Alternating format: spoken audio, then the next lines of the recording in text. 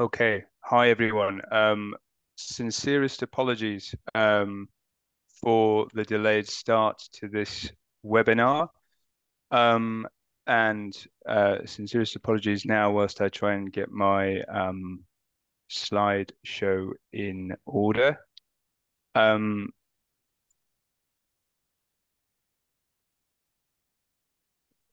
Let me just do so.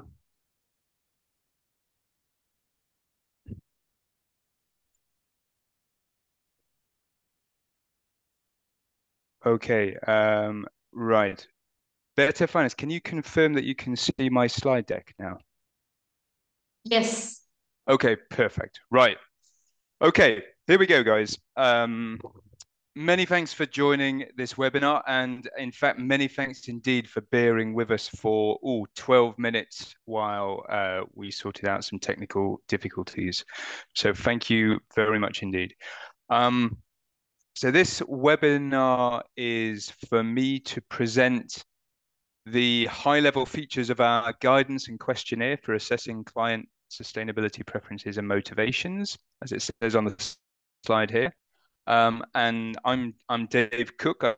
I work on regulatory and policy matters at 2 Degrees Investing Initiative, and we are project partners with Better Finance for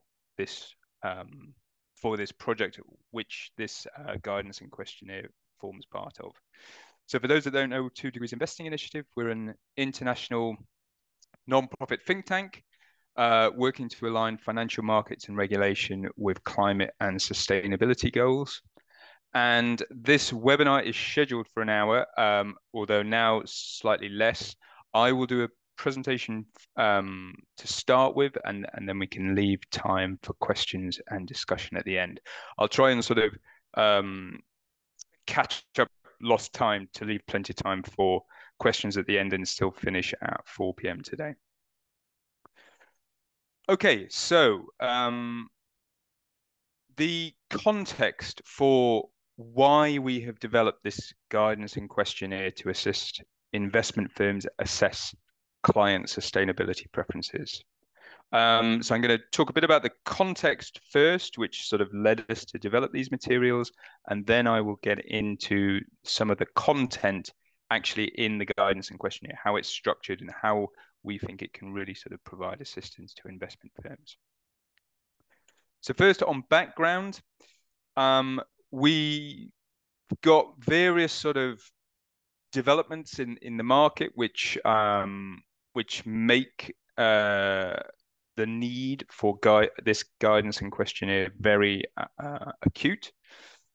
First, we've got client preferences for sustainable investment are increasing. So we've got a lot of evidence pointing to this, both from 2 Degrees Investing Initiative and third parties. But in a nutshell, we would characterize the current picture regarding client preferences for sustainable investment as many retail clients really do want to invest sustainably, but they struggle to get to grips with the technical aspects of actually how to do so, of how to invest sustainably. At the same time, advisors have an underutilized role in the transition to a sustainable economy. Our mystery shopping campaigns in the past few years have really consistently shown that it's far from systematic practice for advisors to actually ask clients about their preferences for sustainable investment. And that's not how it should be. So the Sustainable Finance Action Plan from 2018, so quite a long time ago now, recognizes that advisors should play a fundamental role in the transition to a sustainable economy. And to that end, one of the action points in that action plan was to bring into force delegated regulation, and that came into force in August 2022. And that requires advisors to carry out a mandatory assessment of client sustainability preferences. And that's a top up to the assessment of traditional investment objectives during the suitability assessment. So that's the background. With these regulatory changes, the Commission is really seeking to adapt the financial advice process so that that financial advice process takes account of client preferences for sustainable investment, and that should then support the broader objective in the action plan of reorienting capital towards sustainable investment.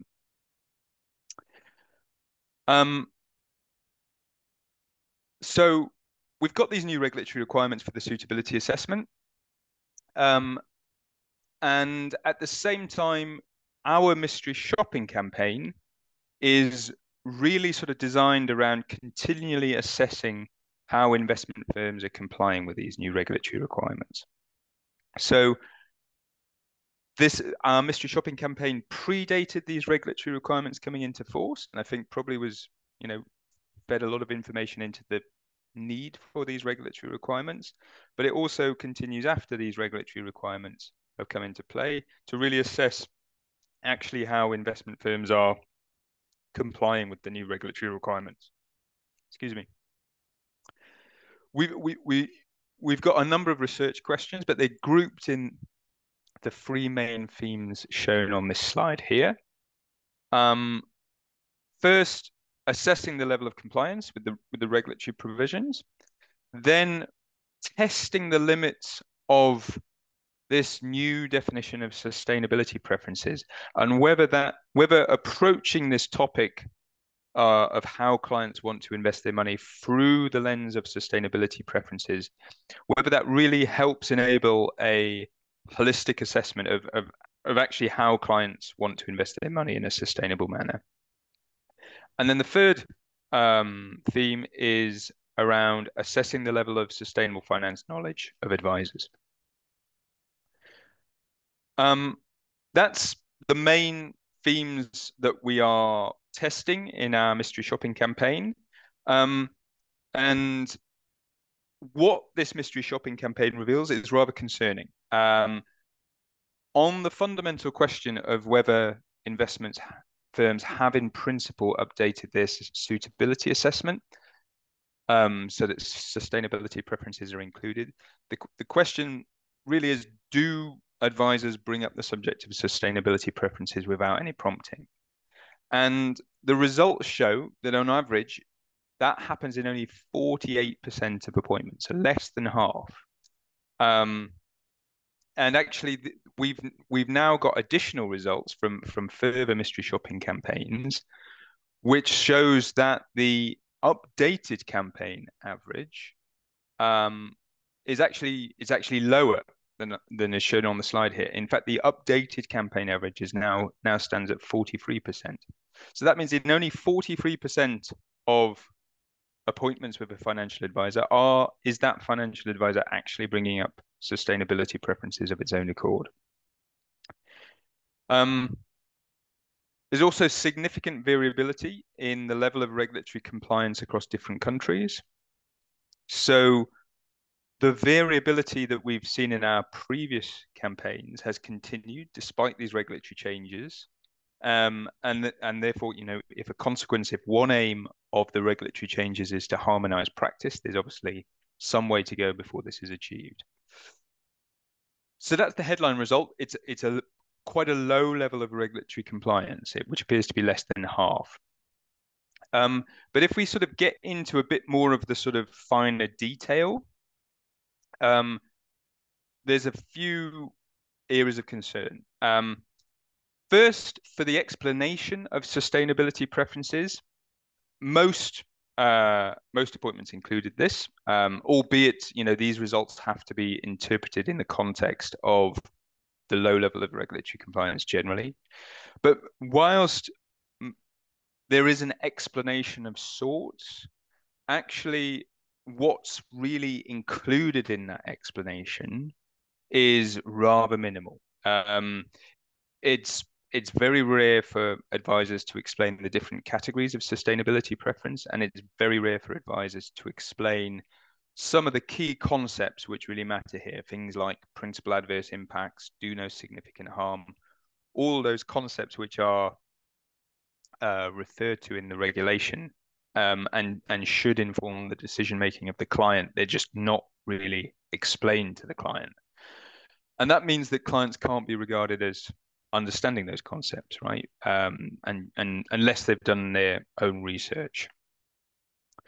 The results also show that many advisors are not assessing the minimum proportion of investments which should be invested in accordance with sustainability preferences. So that's the main figures on this slide here. That's not happening in 39% of appointments. And then advisor record keeping doesn't appear to be adequate. So this, one of the key obligations is to record how clients express their sustainability preferences and whether or not they choose to adapt those sustainability preferences. And that just doesn't appear to be carried out in any sort of at the required level by investment firms. So that raises concerns from a policy perspective about whether these regulatory changes are going to contribute to the desired policy objective, right? If the minimum proportion is not being assessed and the record keeping at both when clients express their sustainability preferences and when they're given the opportunity to adapt their sustainability preferences is not adequate, then there's very little evidence of the extent to which clients are adapting their sustainability preferences, right? And where there's no such evidence, then there's no incentives for investment firms to change the profile of their product offering to include more sustainable products. So the whole incentive structure, the incentive mechanism, which is baked into that sort of process articulated for assessing sustainability preferences, that doesn't really appear to be working as it should. And therefore, that really sort of brings into question the whole theory of change in relation to ensuring financial institutions take account of client preferences for sustainable investment. And with that obligation to take account of client preferences for sustainable investment, that should mean that those preferences for sustainable investment are leveraged in support of reorienting finance towards sustainable investment, then that whole sort of theory of change is sort of called into question. So that is the context for why we have developed this guidance and questionnaire, right? There are new requirements to assess sustainability preferences during the suitability assessment, but our mystery shopping campaign really shows that actually many investment firms aren't doing this to the required level. So in that space, we see, a very good need for this guidance and questionnaire to actually really help investment firms to carry out a proper assessment of sustainability preferences, but also by virtue of doing that, to help clients invest sustainably and therefore help with this desired reorientation of capital towards sustainable investment. So now getting into the content of the guidance and the questionnaire. In terms of objectives, those are set out on the slide here. They really point to what I've talked about in the previous slide. We've got a number of objectives. One is to assist investment firms comply with regulatory requirements and guidance, and the regulatory requirements are as set out in this regulation here, but also the ESMA guidelines on the suitability assessment. We want to help investment firms really perform a comprehensive assessment of sustainability preferences and also wider sustainability motivations. So this is something I'll come back to at a later stage, but just flag it in your mind for now. And then we also want to work towards ensuring a harmonized approach across investment firms and member states. So all of those objectives, there's a number of objectives for the guidance and the questionnaire. In terms of audience or use case, we've directed these materials at investment advisors who are conducting a suitability assessment with retail clients, where the materials are very much designed with a face-to-face interview, on the phone interview, etc. in mind. They're not uh, designed with a sort of robo-advisory use case in mind. We have a desire to both help achieve compliance with the regulatory requirements, but also implement better practice. So it's a wide audience from that perspective. It can be used by investment firms who are only interested in ensuring legal compliance, but also by investment firms who want to ensure the best standard of advice to their clients. And it assumes, both the guidance and the questionnaire assume a good sustainable finance knowledge or training for the advisor. So that is something which I'd draw your attention to. There's various initiatives on this point at EU level. For example, most recently in the retail investment strategy, there's efforts and a focus on measures which can be implemented to improve advisor sustainable finance knowledge. So that's a key policy focus at the moment, just to sort of flag that point. In terms of advantages of these materials, just sort of noted a few on the slide here. I mean, this process, this suitability assessment process is kind of about imparting knowledge to the client, and therefore these materials can help improve client understanding of sustainable finance aspects. We articulate a procedure to really improve identification of all client considerations to therefore improve quality of advice. Got various sort of commentary on avoiding greenwashing and mis-selling. We also think that by virtue of following the procedure in this guidance and questionnaire, it can really help increase transparency and trust, and really help improve the client perception of the advisor as a reliable expert. So those are just a few of the advantages we see from really trying to do a very good job, really, of assessing sustainability preferences for use of these materials. And obviously, of course, all of that leads to better understanding and identification of client demand and improved financial product recommendations. In terms of structure for the guidance and the questionnaire, I mean, clearly they both work together. The guidance should be read together with the questionnaire. And the guidance provides background information for investment firms to complete the questionnaire during the client meeting for the suitability assessment. So that's how it's structured. The guidance provides the background information. Also worth noting that there are 3 annexes in the guidance. So the first one is that we recommend that investment firms should develop client explanatory materials to ensure that the explanation of sustainability preferences, which is provided at the start, is effective. It works in the client interest, and also these client explanatory materials can enable control checks to take place.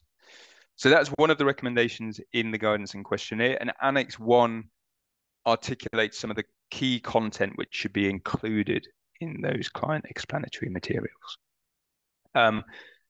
That key content follows the suggested approach in the questionnaire, and which has a sort of different levels of assessment for client sustainability preferences. So there's whilst investment firms can use whatever materials they want, you know, there is a sort of benefit from using the client explanatory materials in this annex. Then Annex 2 is in effect a methodology for matching financial products to client sustainability preferences and wider sustainability motivations. So that can be used to support investment firms really triage and identify which financial products can be recommended to satisfy those client sustainability preferences. And then Annex 3 contains information for advising impact-oriented clients. So for impact-oriented financial products, i.e. those which have the objective of delivering positive environmental or social impact alongside a financial return, those products are not accommodated in the definition of sustainability preferences. But we have a lot of research pointing to the fact that a high proportion of clients want to have an impact, and therefore for those clients, it's these impact-oriented financial products which are most suitable for recommendation. So that's why we've got this extra guidance to help investment firms cater to those clients. So that's the guidance, and then the questionnaire really guides an investment firm through the assessment of sustainability preferences and wider sustainability motivations. So investment firms should use the questionnaire to record relevant actions that's been completed, to document key information necessary for making a product recommendation, and that and helps comply with record keeping obligations.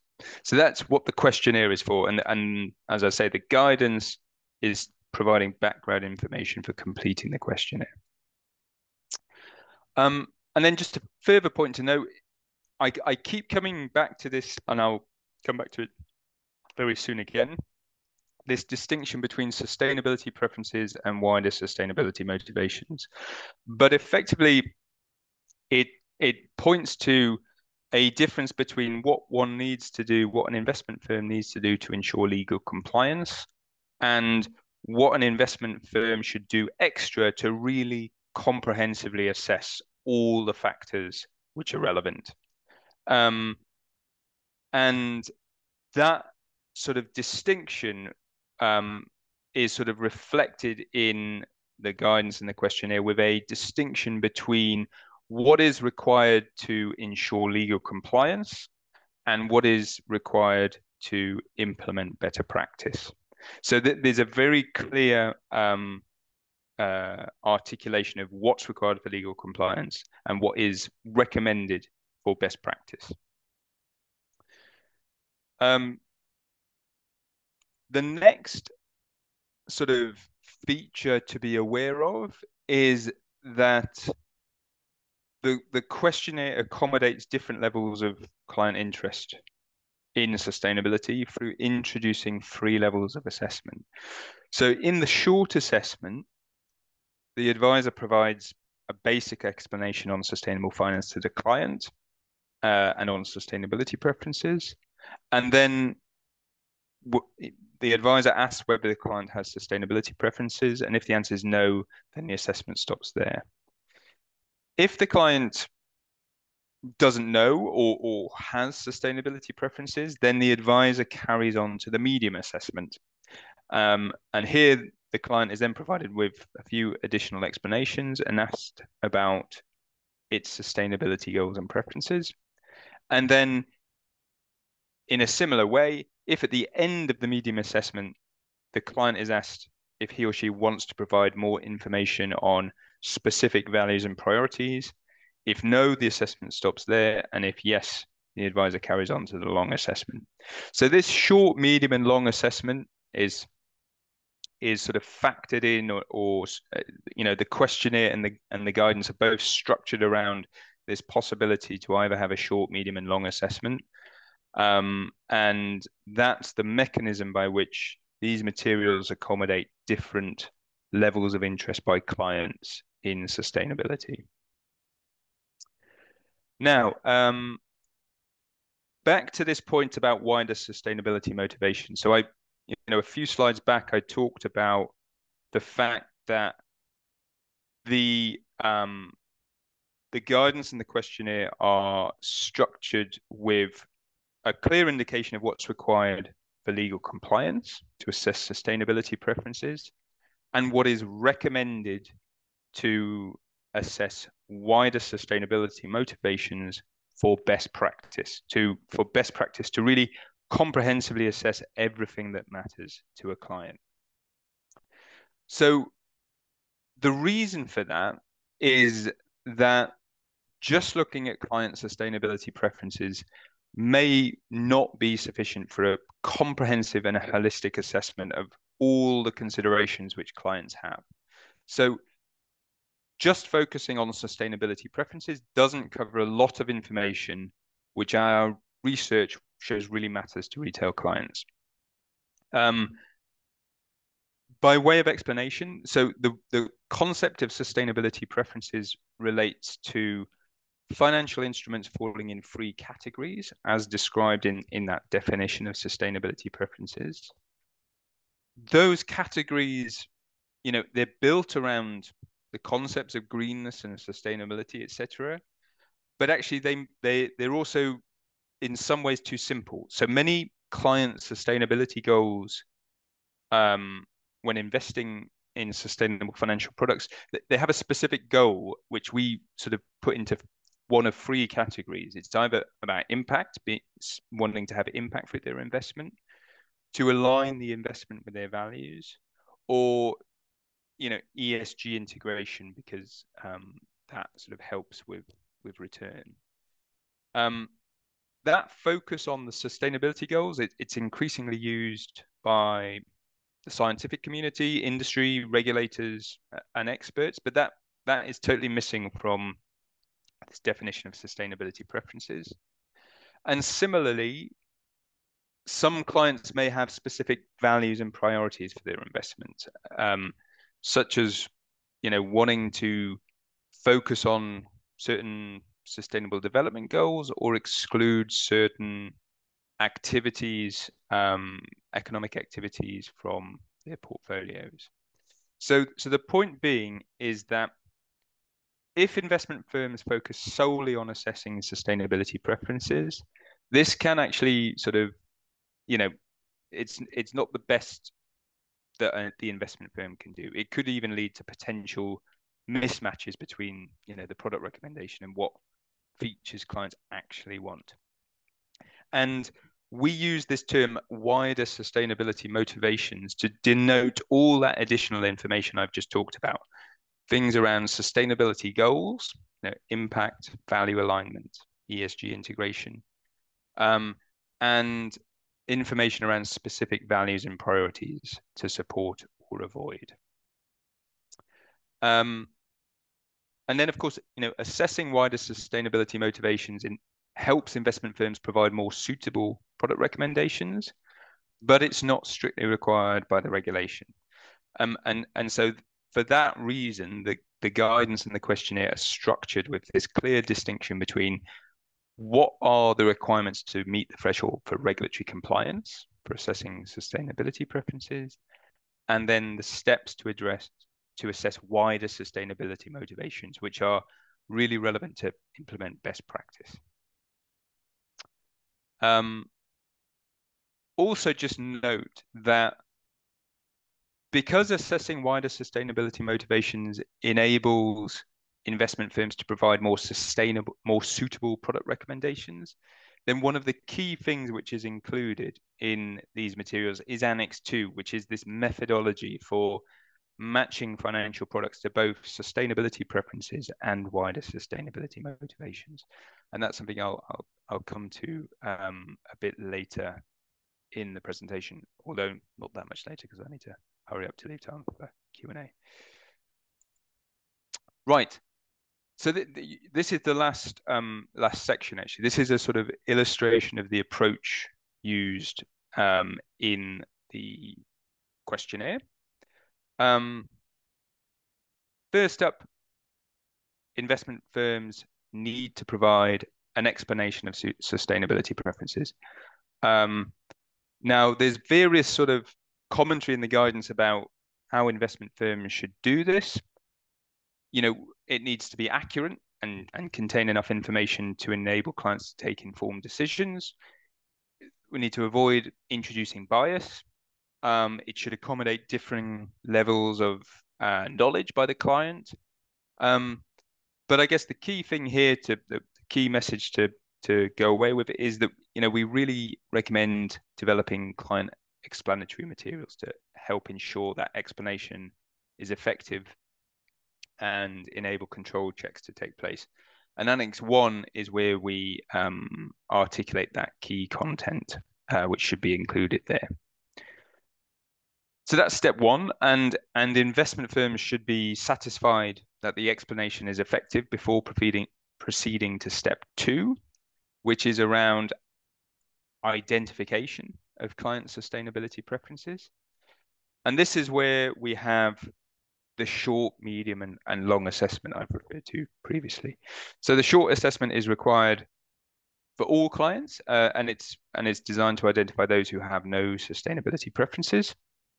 So if having provided that the explanation as per step one, the client doesn't have any interest in sustainability, then no further assessment is necessary, and the investment firm can proceed to step three, which is the financial product recommendation.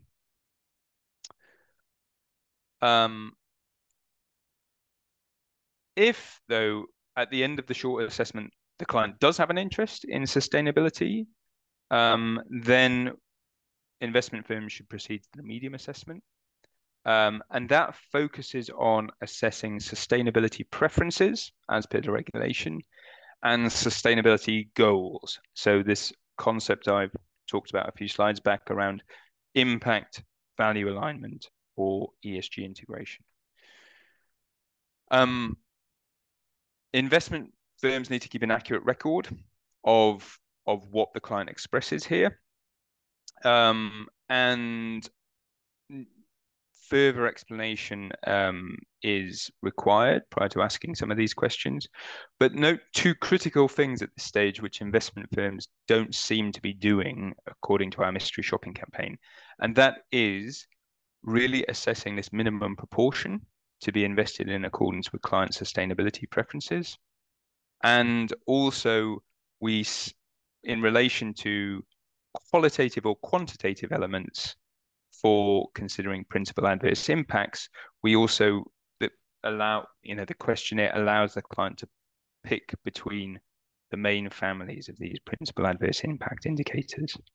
So that's step two, which is, it goes beyond what's required. Sorry, that's the medium assessment, which goes beyond the short assessment, and that focuses on all the questions required to assess sustainability preferences, but also sustainability goals. And just finally, if at the end of the medium assessment detail on specific values or priorities, that's when the investment firm should proceed to the questions in the long assessment. And as explained in the client's explanatory materials and the guidance, there's further sort of explanations required at this stage too. So the idea being that the explanation provided to the client fits the level of interest of the client. So for clients who, clients need to have an initial explanation to determine whether they have an interest in sustainability preferences. But then for those clients that have more and more deep interest, then further explanation is provided. And then I'm nearly at the end now, so maybe another 5 minutes, and then we got 10 minutes for questions. Then after the identification of client sustainability preferences, we can then proceed to the financial product recommendation. Now, first and foremost, investment firms need to adhere to the principle that where sustainability preferences and wider sustainability motivations can't be satisfied, then the investment firm must be transparent its sustainability preferences. So that's the fundamental sort of thing which investment firms must adhere to here, and that reflects this overarching duty to act in the client's best interests. And then beyond that, or sort of concurrently with that, the questionnaire accommodates 3 scenarios for how sort of investment firms can sort of see what their positioning is. Outcome 1, suitable financial instrument is available for recommendation, which satisfies both sustainability preferences and wider sustainability motivations. Outcome 2, no suitable financial instrument is available for recommendation, which satisfies all wider sustainability motivations, even though the sustainability preferences can be met. So that's this sort of, grey area in the middle, really. But in this scenario, investment firms can still propose financial instruments to the client, but not as meeting wider sustainability motivations. And again, our questionnaire sort of gives clients the opportunity to adapt information on their wider sustainability motivations. And then outcome three, no suitable financial instrument is available which satisfies sustainability preferences. And that's, again, a case where clients should have the opportunity to adapt information on their sustainability preferences. So the guidance provides all the sort of supporting information for how to go about this process of either being able to recommend a product or instead provide the opportunity to adapt sustainability preferences. And that really sort of is the sort of a good sort of reading of those sections of the guidance is necessary for investment firms when getting to this part of the suitability assessment. But then just the final two slides are on this methodology for financial product recommendation. So I said that this is one of the key things is that, we're recommending that investment firms assess wider sustainability motivations as well as sustainability preferences. And that really requires a methodology for how to then go about recommending a financial product which sort of navigates that duality, really, of being able to satisfy both sustainability preferences and wider sustainability motivations. And that's what Annex 2 does. It's a methodology for that. Just to point out, we don't think assessing wider sustainability motivation should create additional legal risks. And that's why we think it's a good best practice. Now, the matching methodology is structured around this idea of compulsory financial product features, which must be satisfied, which are used to satisfy client sustainability preferences, and then optional financial product features, which can satisfy client wider sustainability motivations. So for clients who have completed the medium assessment, so i.e. having gone through that process for identifying sustainability preferences, the client sort of, comes out the other side of it by having done the medium assessment only. That means that client will have provided information on sustainability preferences and sustainability goals. And therefore, the methodology for providing a financial product recommendation is as shown on the slide here. So step one is to filter the universe of financial products which the advisor can recommend according to those products with features which satisfy the compulsory product features, i.e. features which satisfy and match to sustainability preferences.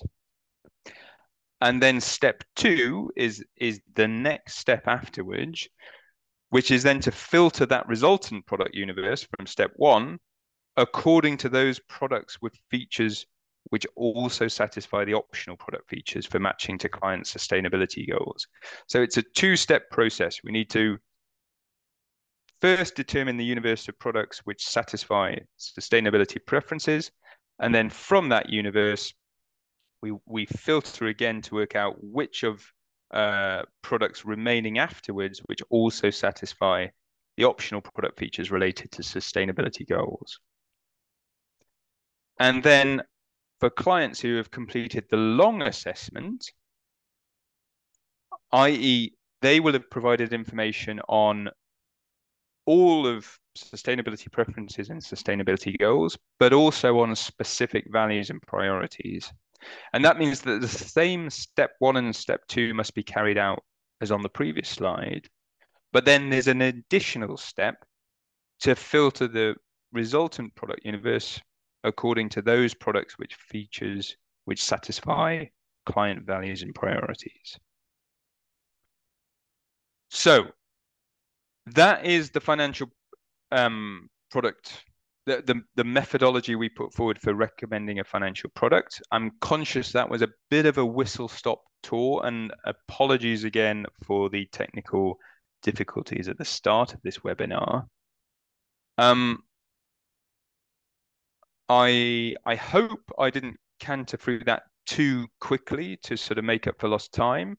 But in summary, we think that, investment firms really need to up their game for assessing sustainability preferences during the suitability assessment.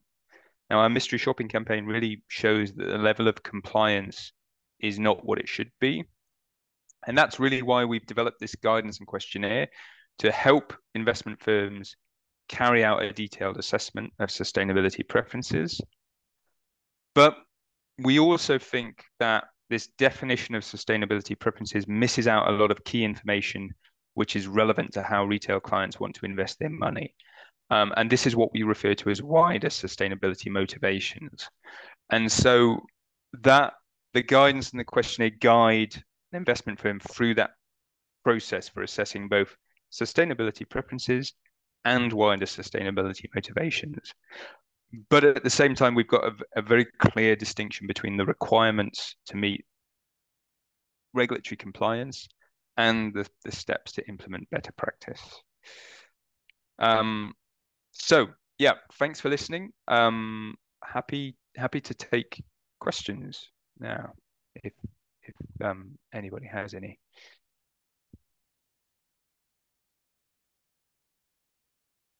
I'll just okay. Okay. Better Finance, are you still there? Can you see if there's any questions in? I'm not sure if I've got access to the whole. Hi, Dave. I see that there are no questions in the Q&A, but if you have any, do not hesitate also to raise your hand. I can give you the speech if you need. Otherwise, I don't know. It doesn't look like we have any questions. No. All right. So, yeah, we do. I understand the distinction between compliance and voluntary assessment from investment firms, but what is, Sina, maybe you want to be able to talk? Sina, do you want to discuss directly your question? Sure. Can you hear me? Yes. Yep. Okay, sorry. No, I was just writing, but I just wanted to send so you didn't stop the recording. That's why I sent half a question. So I just wanted to ask that, could you elaborate a little bit on the motivation from investment firms or banks to give a more comprehensive explanation of sustainability to their clients?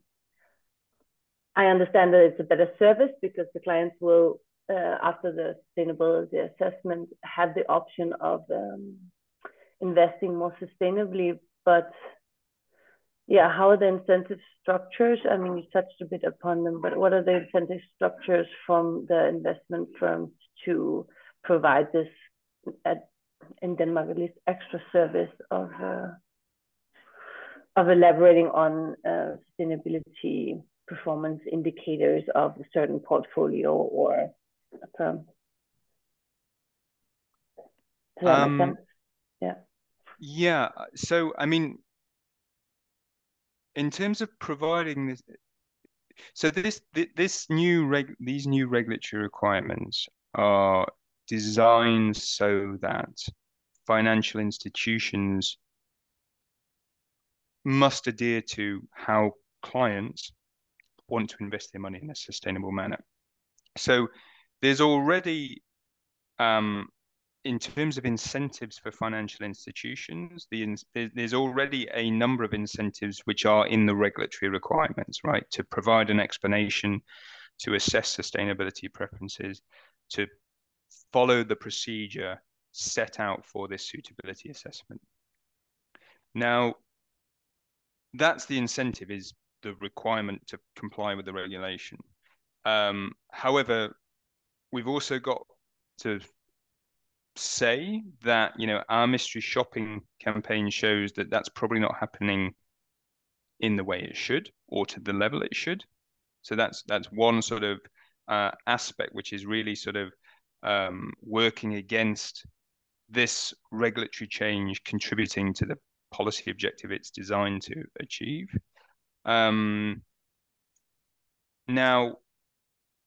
at the other end of the spectrum, so there's the sort of end of the spectrum which is about trying to bring investment firms up to regulatory compliance, but then at the other end of the spectrum, there's those investment firms that really want to differentiate themselves through their financial product offer, through their level of client service, through their client knowledge, all these sorts of things about sort of building a really strong, enduring client relationship.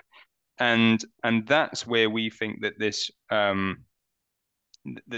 best practice that we set out around assessment of wider sustainability motivations, that's where we think that sort of process can really provide an opportunity to set oneself apart from competition, to really show that leading the way in the market.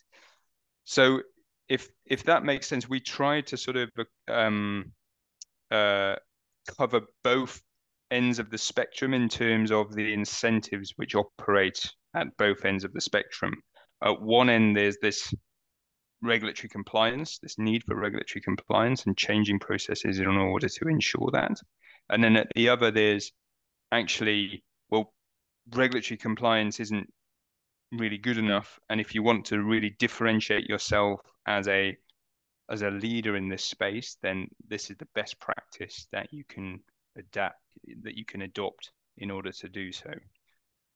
Does that answer your question? Yeah. Would you mind me asking one more? Sure, go for it. Sure. Okay, so do you think, and maybe in the near future, there will be more regulation in regards to the amount, or the percentage of investment an investment firm needs to put in, let's say, sustainable solutions, or firms that are on the green transition path, etc. Because at least in Denmark, we're seeing some pension funds having these kind of goals, saying in this year we want to have X amount of all our money, or not our money, but the invested money in this transition. Do you think this is going to be also a regulatory demand in the near future? I mean, I'm not sure I would like to answer that in some ways, because obviously, at the moment, much of the regulation has been sort of trying to sort of be somewhat neutral on that at the moment, but a sort of indirect means of incentivizing financial institutions as opposed to hard obligations to invest a certain proportion in sort of sustainable activities. So, I mean, who's to know? I guess it depends on where the sort of political climate takes us. Just one thing to note, actually, that recently a ESMA conducted a call for evidence about how these new provisions are working. That closed a few weeks ago. And so there is a regulatory review of the extent to which these are working, but we have to see what sort of comes out next from ESMA following their analysis of the results of that call for evidence.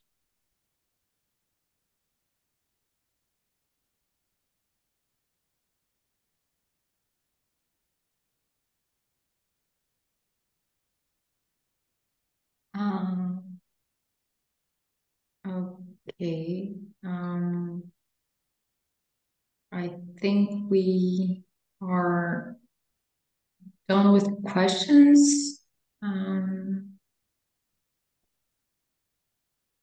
Yeah, no, nothing more is coming into the chat, so and no hand raised. So I think we can thank everybody for joining us and wish everyone a nice end of day. And once again, I apologize for the delay of the start of the webinar. Very sorry about that, everybody. Enjoy your time today. Bye bye. Thank you for joining. Thank you. All the best.